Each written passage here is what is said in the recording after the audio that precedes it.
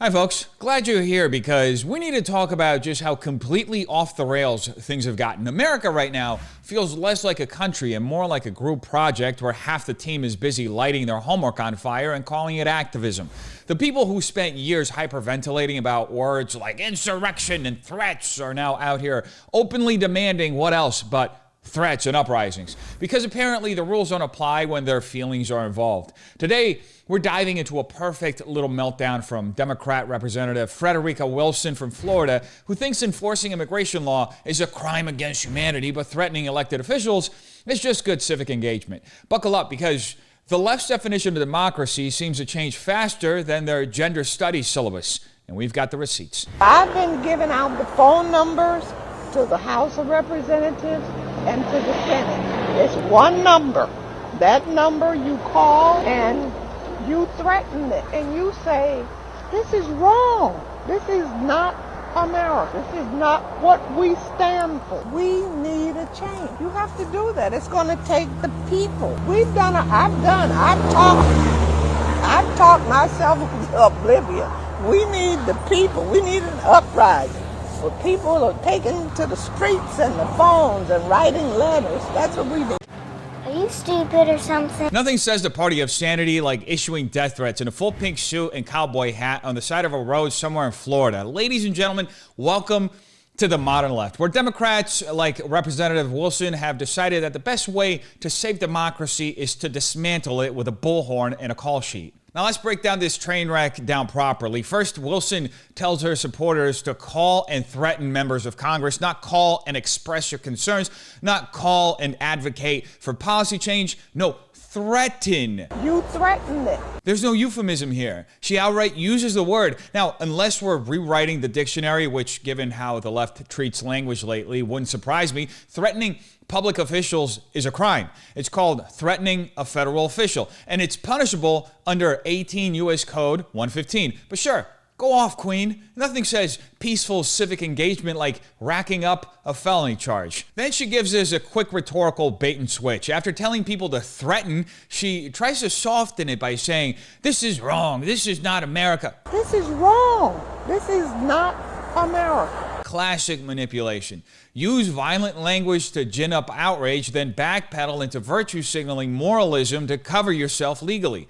It's like setting fire to a building and then handing out pamphlets about fire safety. And Wilson goes further, ranting that we need an uprising. We need an uprising. Not a protest, not a petition, an uprising. Now remember, this is the same party that spent years clutching their pearls and fainting into their safe spaces over January 6th. The same people who think using the wrong pronouns is violence are now fully endorsing an actual physical rebellion, because enforcing immigration law, specifically the Immigration and Nationality Act of 1952, signed by Democrat President Harry Truman and expanded by both parties for decades, is apparently too much for their delicate sensibilities. Donald Trump, like every president before him, is using executive powers granted under Section 212F of the INA, which allows a president to suspend or restrict immigration if it threatens the interests of the United States. It's just awfully good that someone with the temperament of Donald Trump is not in charge of the law in our country. Yeah, because you'd be in jail. Secretary Clinton. And notice the emotional manipulation here too. Representative Wilson paints deporting illegal immigrants, not citizens, not even legal residents, as some kind of moral abomination. She deliberately omits context that matters. Deportation is not some rogue, evil policy snuck in by MAGA Republicans.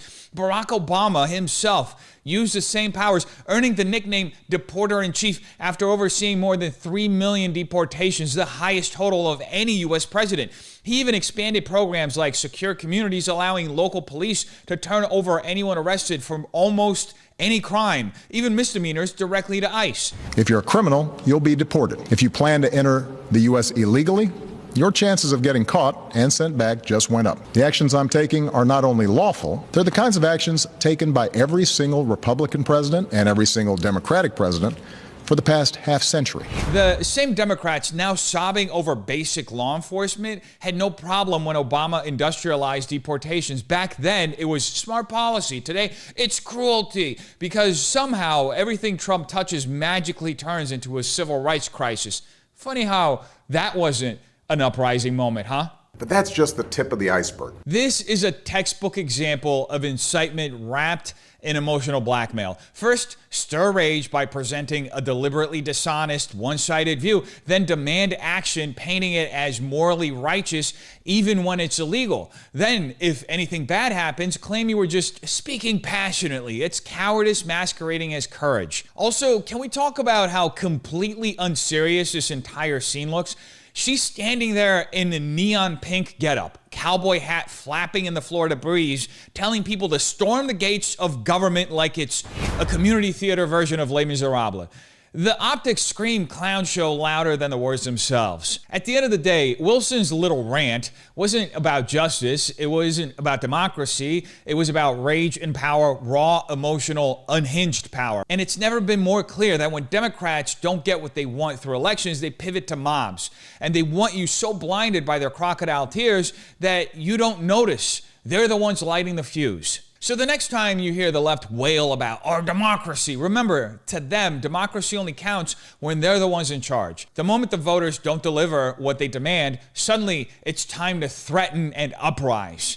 And if that doesn't tell you everything you need to know, you're probably not paying attention. Now that's a lot of damage! And speaking of things you should be paying attention to, this Democrat judge out in New Mexico decided the best way to serve his community was by playing Airbnb host to an illegal alien gang member armed to the teeth. You can't make this up. Joel Conano, a former police officer turned magistrate judge, and his wife just got themselves arrested after ICE raided their home and found a suspected member of Tren de Aragua, one of the most violent criminal organizations out of Venezuela, squatting on their property like it was a weekend retreat. Now let's set the table properly for this story. Tren de Aragua isn't just some street gang. It's been officially declared a foreign terrorist organization by President Trump and the US State Department earlier this year. These aren't graffiti kids tagging overpasses. This is organized transnational violence. Yet somehow, a sitting judge, someone who once swore to uphold the law, thought it was totally fine to harbor a suspected gang member who had crossed illegally into Eagle Pass, Texas just a few months ago. And because Biden's border strategy is basically a revolving door, this guy was released after 3 days due to overcrowding. Great system you've got there, Democrats. Now, when ICE finally rolled up with a search warrant, they didn't just find Ortega Lopez chilling on the porch. They found him armed with AR-15s, pistols, suppressors, and enough ammo to make a cartel jealous. Social media videos showed him grinning ear to ear, flashing Tren de Aragua tattoos while he unloaded round after round at a shooting range. Meanwhile, extra firearms were stashed at the daughter's house next door because apparently treason is a family business now. But it gets even better. After his arrest, Joel Conano resigned, which in Democrat circles apparently counts as accountability. Then the New Mexico Supreme Court barred him from ever holding judicial office again. Oh, wow. How noble. Too bad that didn't happen before he turned his backyard into a terrorist training camp. And let's be clear, Conano isn't charged yet with harboring an illegal alien or providing material support to a terrorist organization, but tampering with evidence, conspiracy, yeah, sounds like a real pillar of the community. Maybe he'll get a glowing MSDNC segment about how he was just giving back to the marginalized. This is a logical endpoint of the left's border lunacy. First, they open the floodgates, then they demonize law enforcement for trying to do their jobs, and now judges are literally shacking up with foreign gangsters while the rest of us are told walls are racist and concerns about illegal immigration are just conspiracy theories. No wonder Democrats need an uprising. It's getting harder to hide their wreckage. But that wasn't the only Democrat judge arrested recently. We also have this slimeball out of Milwaukee, Hannah Dugan. Let's hear some of her thoughts on how she thinks the law should be applied. The rule of law is how we address our social issues, how we address our disputes, but also how we grow as people. The rule of law is premised on equal justice, but also we have evolved into due process. And it's really the due process. I, as a person who for a couple decades almost represented low-income people, it is due process that really equalizes those differences between people. If we follow the rule of law, which includes processing our cases in an orderly manner, in a predictable manner, in a manner that holds people to standards, then we're able to achieve that equal justice that we are promised and hope to have. So that was a lie. Can we say activist judge? Because if there was ever a poster child for it, it's definitely Judge Hannah Dugan. The same woman who loved to preach about the rule of law and due process just got herself arrested by the FBI for allegedly helping an illegal immigrant escape custody inside her own courthouse. You can't even parody this anymore. These people stand up in front of cameras draped in the language of justice and equality and then turn around and treat the law like a political suggestion when it doesn't serve their personal agendas. Now, before we get to the meat of her story, let's unpack the rhetorical shell game Dugan's been running. She loves to invoke the rule of law, but she does it in a weasel-worded way the left always does, where rule of law really means whatever helps my side today. Notice the bait and switch in her speech. She opens by talking about resolving disputes and growing as people, which sounds nice and neighborly, but then quickly pivots to due process as the great equalizer. Translation, she's setting the stage to justify selective enforcement. The idea that if someone is vulnerable enough in her eyes, the rules don't really apply. The law becomes a tool of activism, not a standard of fairness. And sure enough, that's exactly what she did. According to FBI Director Kash Patel, Judge Dugan didn't just accidentally fumble a case. She actively misdirected federal agents away from the illegal alien they were trying to arrest, Eduardo Flores Ruiz, helping him evade capture. That's not growing as people. That's obstruction of justice, plain and simple. It's a crime, and it's a slap in the face to every legal immigrant who followed the law the hard way, only to watch some woke judge treat it like a bad Yelp review. The irony, of course, is that Judge Dugan was all about vulnerability and social change right up until the moment she decided her personal political mission mattered more than enforcing immigration law, federal jurisdiction, or the safety of the public. And let's be clear about something the media will desperately try to whitewash. Eduardo Flores Ruiz wasn't just a confused migrant getting milk at the corner store. ICE doesn't conduct courthouse operations unless there's serious cause. They don't send agents to grab jaywalkers. Ruiz was targeted because he was a flight risk and a danger. Dugan didn't just obstruct an arrest, she potentially endangered her own community for the sake of her self-righteous fantasy about fighting the system. This is how the left weaponizes the courts. They dress up law-breaking as compassion, obstruction as justice, and anarchy as progress. And when it inevitably blows up, when criminals walk free, when violence rises, when trust in the legal system erodes, they blame inequities and systemic oppression, never their own catastrophic abandonment of the basic principle that laws apply to everyone equally. So it's never been more evident that activist Democrat judges like Dugan only pay lip service to the rule of law. They don't actually stand by it. They actually stand on it like a soapbox, so they can look down on the rest of us and decide who deserves to follow the rules and who doesn't. That's not justice. That's arrogance dressed up in a robe. And it's exactly why the left's entire narrative about being defenders of democracy collapses under even the slightest bit of scrutiny. Now, Dugan was later seen weaseling into her car outside the Milwaukee federal courthouse like a raccoon caught raiding the garbage. Only this time, the trash she was running from was her own record of obstruction. And to add to the chaos, it was later revealed that the illegal alien she had protected, Eduardo Flores Ruiz, had been accused of beating a woman in the face 30 times during a violent rampage. What? What the f? That's right, the man Dugan allegedly helped escape. Ruiz was already facing 3 counts of misdemeanor battery with domestic abuse enhancers after a brutal March 12th attack in Milwaukee. Court documents show he didn't just lose his temper, he allegedly assaulted 3 different people. First, he pummeled his roommate in the face about 30 times because of loud music. When the roommate's girlfriend tried to intervene, he allegedly socked her in the forehead and arm, then shoved her hard enough to send her crashing into the kitchen. A third person also got hurt trying to stop the chaos. These weren't petty scuffles. People ended up hospitalized. And it gets even worse. The victims are so terrified of retaliation from Ruiz's associates that they refuse to even show their faces on camera. But sure, according to Judge Dugan's twisted moral compass, this was just another vulnerable soul who needed to be shielded from mean old ICE agents. Federal prosecutors revealed that Ruiz wasn't some first-time offender either. He had already been ordered removed from the United States back in January 2013. He's been in the country illegally for over a decade, dodging the law at every turn. And when ICE tried to arrest him ahead of his pretrial conference, a hearing over the very domestic violence charges I just mentioned, Judge Dugan allegedly went out of her way to obstruct him. According to the charges, she directed agents away from her courtroom and personally helped smuggle Ruiz through a non-public exit like she was breaking him out of Alcatraz. Even the victims sitting in the courtroom heard Dugan warn Ruiz and his attorney that ICE was waiting. Moments later, he vanished through a back door.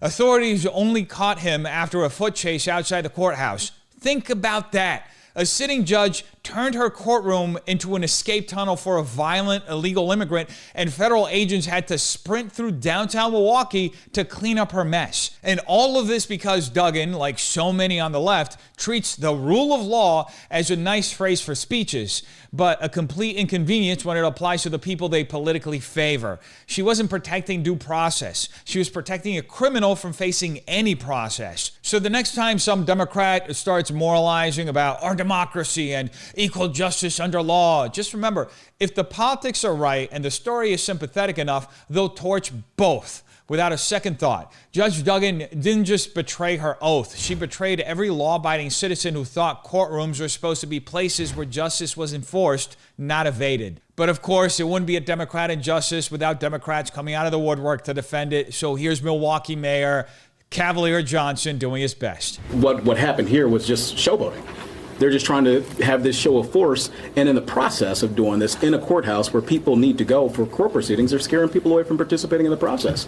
So if they are witness to a crime or something of the sort, they're not going to go and participate, and that makes our community less safe. So the issue is with how the arrest happened, not necessarily that there was an investigation. Again, I don't know all the things that happened there, but I'm saying that the way that they went about this, in this ham-handed, haphazard way that this administration has been doing since day one, it's driving people away, or has potential to drive people away. You're gay! I am convinced Democrats hate this country, and you can't change my mind on that. Milwaukee's Democrat Mayor Cavalier Johnson just proved it again, opening his mouth to defend a judge arrested by the FBI for helping a violent illegal alien flee custody, and somehow he made the whole thing about how ICE is the real problem. You can't make this up. First, Johnson dismisses the FBI's operation as showboating because apparently arresting a judge for obstructing justice and aiding an illegal alien charged with punching a woman in the face 30 times is just political theater now.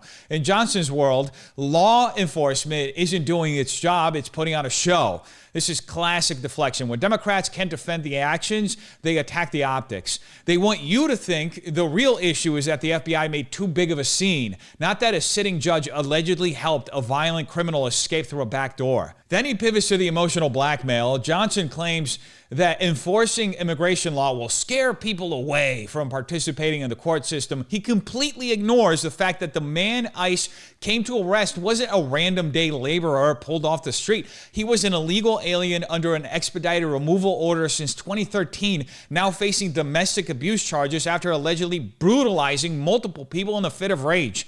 Johnson deliberately blurs a distinction between law-abiding immigrants and violent criminals because that's the only way this argument even sounds plausible for 5 seconds. And notice the logical fallacy here. Johnson argues that cracking down on illegal aliens makes communities less safe. Really?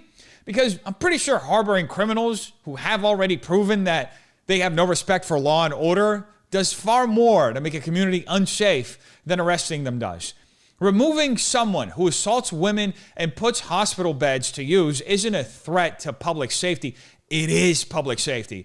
But in the Democrat playbook, up is down, wrong is right, and the criminal is the real victim. This whole charade exposes what America Last politics really looks like. Democrats like Johnson are far more worried about protecting the feelings of illegal aliens, even violent ones, than protecting American citizens from getting their skulls bashed in by repeat offenders. They'll spin any enforcement action as racist, cruel, or performative. Anything to avoid admitting that laws are supposed to be enforced consistently, not just when it's politically convenient. Look, at the end of the day, Mayor Johnson isn't standing up for justice. He's standing up for anarchy dressed up as compassion. It comes straight out of the cultural Marxist playbook. He's standing up for criminals at the expense of law-abiding citizens, and he's standing against the very idea that the law should mean the same thing for everyone.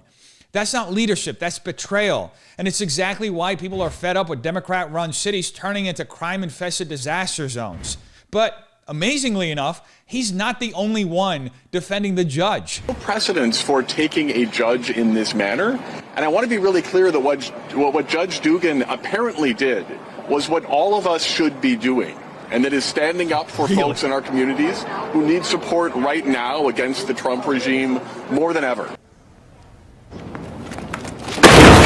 These people are retarded because there's no way. There is absolutely no way. Wisconsin Democrat State Representative Ryan Clancy actually went on camera and said that what Judge Hannah Dugan did, helping a violent illegal alien escape ICE agents during a court proceeding, is what all of us should be doing. These people aren't even pretending anymore. They're openly cheering for obstruction of justice, harboring fugitives, and sabotaging law enforcement, all because in their delusional worldview, anything done against the Trump regime is automatically heroic. Now let's start with Clancy's first rhetorical stunt in the middle of his mumbo jumbo, claiming there's no precedent for arresting a judge like this. That's just flat out wrong. Judges, like any public official, are not above the law. When a judge breaks the law, especially when it involves obstruction, conspiracy, or aiding and abetting a fugitive, they can absolutely be arrested, indicted, and prosecuted. There's an entire history of judges, prosecutors, and government officials being held accountable when they violate their oaths.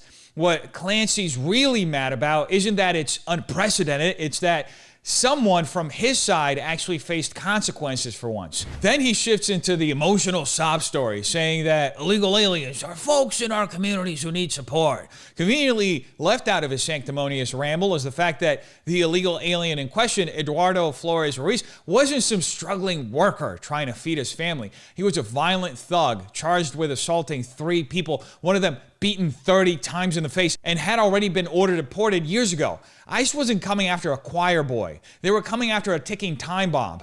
But Clancy, like every other Democrat infected with this America Last mindset, lumps all illegal aliens into the same innocent victim narrative, no matter what crimes they commit. And notice the language trick he pulls. Clancy doesn't say Dugan was helping a violent offender escape. He says she was standing up for folks. This is classic euphemistic propaganda. By replacing the specific facts, helping a criminal evade arrest, with vague emotional language about supporting the community, he reframes criminal obstruction as a noble act of civil disobedience. It's the same tactic the left always uses: flatten every distinction, erase every nuance, and smother the facts in a blanket of faux compassion. But the real kicker is the way he frames this as a battle against the Trump regime. Because, of course, when your ideas have no grounding in law, order, or basic decency, you just scream Trump and hope your audience stops thinking critically. It's never been more evident that this is about preserving the permanent state of grievance and rebellion where every act of lawlessness is justified because orange meant bad. It's clearly not about the facts. It's also not about justice. It's about perpetual victimhood and permanent revolution. At the end of the day, Democrats like Ryan Clancy aren't defending their community. They're defending chaos. They're defending the idea that violent criminals have more of a right to belong here than law-abiding American citizens have a right to be safe.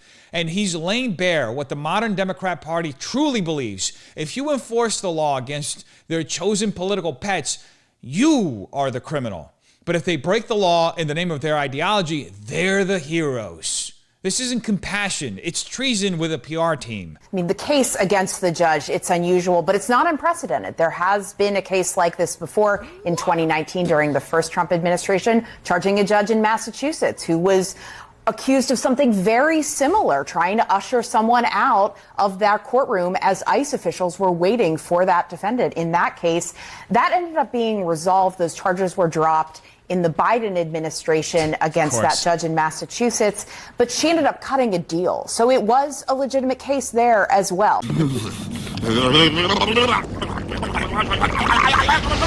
What did you say? Well, would you look at that? It's not unprecedented after all. CNN's own crime correspondent, Kate Pollins, had to admit through gritted teeth, I'm sure, that yes, arresting a judge for helping an illegal alien evade ICE isn't some banana republic type stunt. It's happened before, and it was a legitimate case then too. Who could have thought? Now notice the little rhetorical gymnastics happening here. First, Pollins tries to soften it with words like unusual, as if obstructing a federal arrest is just a quirky day at the office. But then she has to come clean, saying back in 2019, during the Trump administration, a Massachusetts judge was charged for exactly the same thing, sneaking an illegal alien out a side door to dodge immigration enforcement. In other words, what Judge Hannah Dugan is accused of isn't some unprecedented outrage. It's called breaking the law. And yes, it has real consequences, no matter how much CNN or local state officials would love to pretend otherwise. And here's where it gets even better. Pollins casually drops that the Massachusetts judge cut a deal after Biden took office and conveniently dropped the charges. Oh, so the only reason that case didn't finish with a conviction wasn't because the judge was innocent. It's because Biden's DOJ decided to sweep it under the rug. Translation: when the left controls the justice system, corruption gets a plea bargain and a pat on the head. When they don't, suddenly it's showboating and attacks on democracy. What Pollins accidentally revealed here, and what they desperately hope you don't notice, is that obstructing immigration enforcement from the bench has become an open secret among activist judges. They're not unbiased referees anymore. They're political operatives in robes, using their authority to sabotage federal law and protect violent criminals. And the only real difference between Massachusetts and Milwaukee is whether the DOJ feels like enforcing the law that week or not. And thank God we have Pam Bondi in there, and she is going to enforce it. So good luck to that Milwaukee judge. At the end of the day, CNN didn't set out to tell you the truth. They set out to spin another sob story. But even their own reporter couldn't deny reality. Harboring fugitives from ICE is illegal. It has been illegal, and it remains illegal. No matter how hard they stomp their feet or cry about unprecedented arrests, the only unprecedented thing here is how openly Democrats now defend crime when it suits their politics. Well, that is, unless they're the ones facing the consequences of their policies and experiencing the crimes themselves, then all of a sudden the narrative changes, as you can see from this clip of Adam Schiff on Bill Maher. So we're going to have to change how we do business in California. We're going to have to address people's legitimate concerns about crime. Oh, wow. I was in South San Francisco 2 years ago after I had an experience in the city that all too many people had. When my luggage was stolen out of my car, they tell you don't ever leave your luggage in the car. I never do until the one time I did. And of course, it got stolen. And what was most memorable about the experience for me is I went to this Target in South San Francisco, 10 o'clock at night, and I'm getting the toiletries I'm going to need for my next 2 days in the city. I get to the cashier. You went there by yourself, not an assistant. I think I went there. Well, yes, I had somebody drop me off at the store. And so... I don't mean to make that an issue. Please.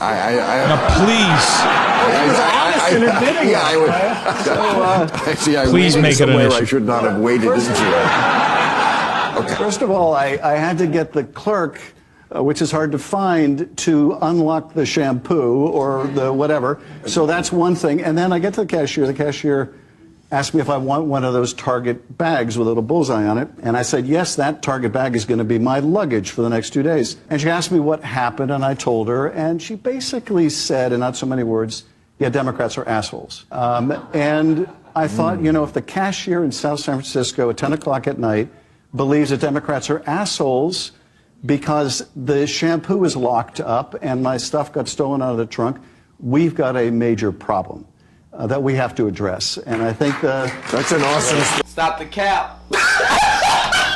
Today, in things that absolutely happened, Adam Schiff, yes, the same guy who spent years lying on national television, leaking classified info to the media, wants you to know he's just like you. His luggage got stolen in San Francisco because he left it in the car like a rookie tourist. And now he's out here telling tales of hardship from the back seat of his chauffeur's car. You really can't make this up. Schiff's idea of relating to the common man is getting dropped off at Target at 10 p.m. to buy emergency toiletries because he can't keep track of his own bags. And the cherry on top, the cashier, an actual working class American, not some Beltway cocktail party drone, basically told him flat out that Democrats are assholes. Not in a debate, not on social media, just in real life, person to person in the checkout line. You gotta love that. And instead of taking a long, hard look at why everyday people, the people Democrats claim to represent but clearly lost in this last election, are furious about living in cities where everything is either stolen, broken, or chained to a wall, Schiff's big takeaway is, we've got a messaging problem. No, Adam.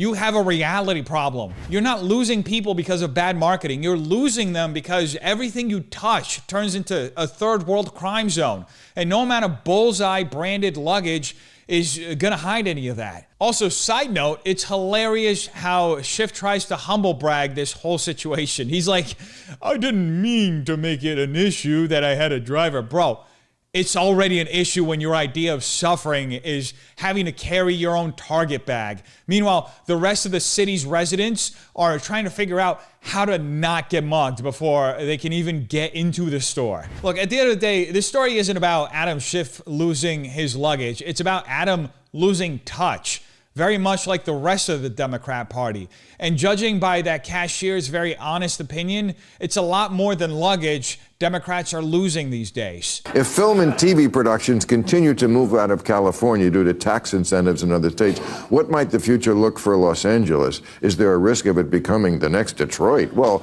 there's no need to shit on Detroit in the question. Detroit's a fine city. Detroit. Well, I mean, the central part of that question is that California, I'm sorry to say this, a beautiful state, has become Exhibit A in progressive misgovernance. And if you're going to tax industries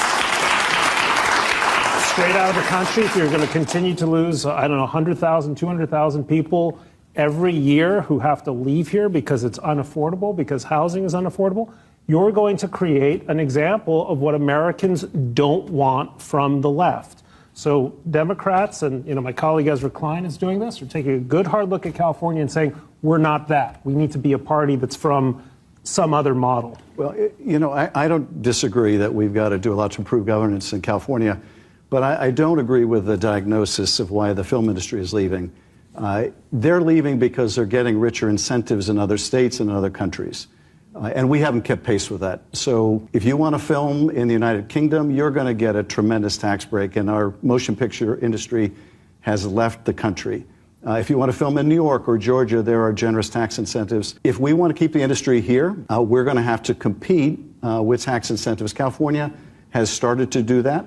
But on a federal level, I think the United States is also going to have to offer incentives to keep this industry here and to compete around the world. It didn't used to be necessary, but they're successfully wooing away this prize economic and cultural driver of the United States. So I have a deep personal interest, both because I represent this area for a long time in the House, and I love this industry. I love going out to the movies. I love watching great TV.